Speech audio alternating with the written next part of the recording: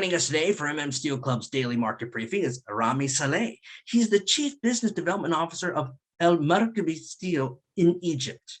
Ramy, it's a pleasure to have you join us for Steel Club's daily market briefing. We can now take this time to promote Marakby Steel for SMM2021 Q3, which takes place from September 20th to the 23rd.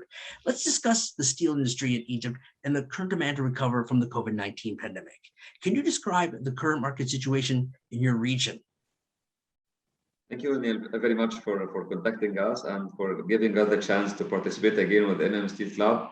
It's always a pleasure to be there. I hope you all the best. So for your first question, let's say that the crude steel production posted an 11.6% year-on-year increase for H1 2021 in the MENA region. That's for sure a positive, stack, I would say, because for the same time last year there was the pandemic, and the COVID-19 impact, etc. So that's good that we see the production rates are increasing with this 11.6%. In the raw material segment also, we feel that the region, particularly Egypt, have some more dependence, I would say, on the scrap, because we have witnessed that the scrap imports have been increasing, year after year. So that imply maybe there are some challenges maybe for obtaining the oxide billet necessary for the DRI production route, especially in Egypt. And we see that the scrap inputs is increasing a little bit in this H1 2021. Despite that there are some more restrictions on the scrap exports in some regional countries like Libya, etc. But still the region are trying to be dependent on the imported scrap from other regions like Europe, maybe USA, etc. So this is how I would say on the raw materials front. Speaking about the margins and profitability, revenues, I would say it was a positive part. This year so far proved to be positive and healthy for the steel industry. We can see most of the steel players, especially those who are publicly listed in the stock markets in the region, have already posted positive figures for Q1 and for the entire H1, of this year. That's also something very nice. The thing that I would say as a trend from the region as well was the more long exports coming out from the MENA region to different destinations globally, whether to Latin America, maybe to Europe, maybe even to some parts in Asia, and sometimes even to North America as well. This is a new trend, I would say. For sure, it's coming from a little bit softening in the demand in the region, and then the mills were trying to go and to do some, extra efforts, exporting, exploring some, other horizons. What perspective does Marakby Steel have on the steel industry in Egypt? Speaking particularly on Egypt, actually Egypt last year we were suffering, from a double impact. From the pandemic, but also because we were having, some, I would say, revisiting of the regulations of buildings and giving permits to the buildings and to the construction. I understand the government position.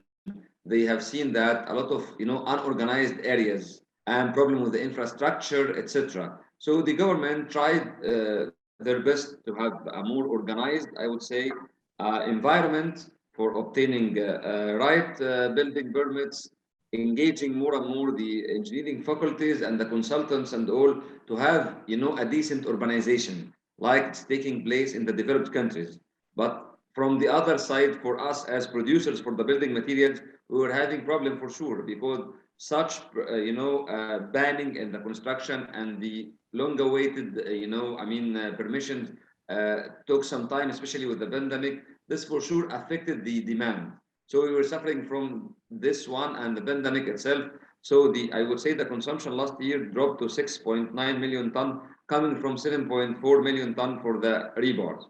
So when it comes to this year, for sure we witnessed a growth in the first 7 months, because in the first 7 months, the consumption was 3.8 million ton, and this is a slight increase of 2.2% year to year.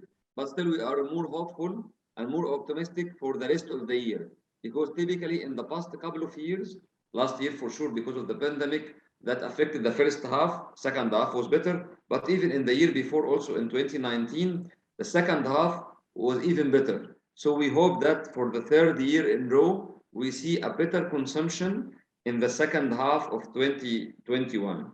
Because actually, if we rely only on the average took place in the first 7 months, the total year consumption will be even lower than last year. It might be ended up with 6.6 million ton, which is not healthy for the producers. But again, I reiterate what I just said. We are expecting the second half to be better because traditionally in the past year and in the year before it was better, and we are hopeful that maybe we can, we can again a little bit exceed the 7 million ton or something. In any case, this is not enough because we are suffering from huge, imbalance between the supply and demand. The production capacity in Egypt is more than 15 million ton. So even the 7 million ton demand is not enough, but we are hopeful that we don't have, more drop in the consumption. We hope actually to turn it around into growth so that we can again exceed the 7 million, then the 8 million, and towards reaching maybe, for example, 10 million or something in the coming years. Okay, great. Well, you are scheduled to be speaking at our upcoming event in September, SMM 2021 Q3. Talk to us about why you're excited to participate in this event. Yeah. Actually, normally in such kind of conference, especially organized by Steel Club and having too many audiences from all over the globe, not only audiences, but also speakers who are always giving different inputs, different insights. This is really make me, always excited to participate. Let's now take this time to introduce your company and how it's performing. Yeah, thank you very much for this. Actually, for Marakby Steel, we have been in the market since 1960, but we started on the trading side. Then by the year 2007, we started to be producers.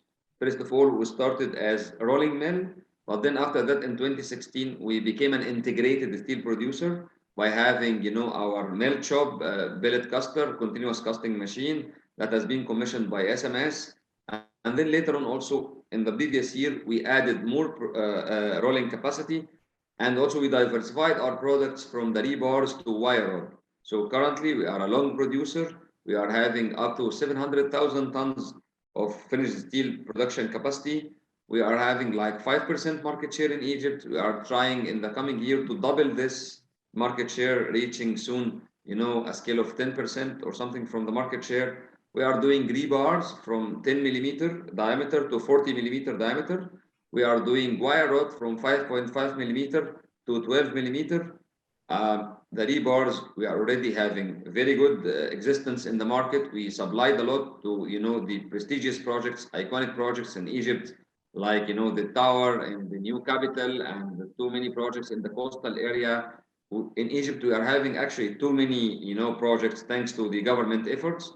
But also our new superstar with the wire rod, because with the wire rod we did a lot of nice activities.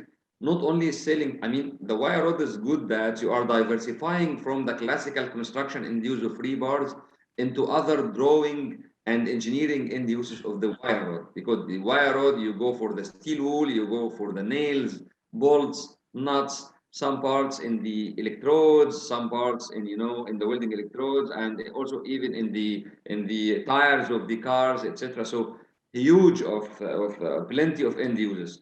Also, we did a very good export footprint with the wire rod. So year to date, we exported more than 50,000 tons, and we exported to the 5 continents. So we exported to Africa, Asia, Europe, Latin America, and North America. So this is also something very good for us.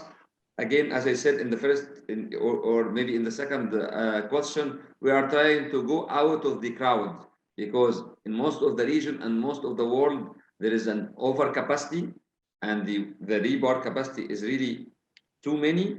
The demand is not able to cater all the production capacities are there for the rebars. Good part is that when we did this investment of the new rolling mill, we bought the wire rod.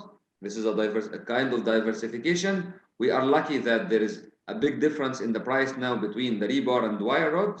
That makes us able to compete in the export segment of the wire rod. Okay, well, Steel Club is looking forward to having you join us next month for SMM 2021 Q3. And we would also like to thank you for taking this time to join us for Daily Market Briefing. Thank you kindly, Ramy.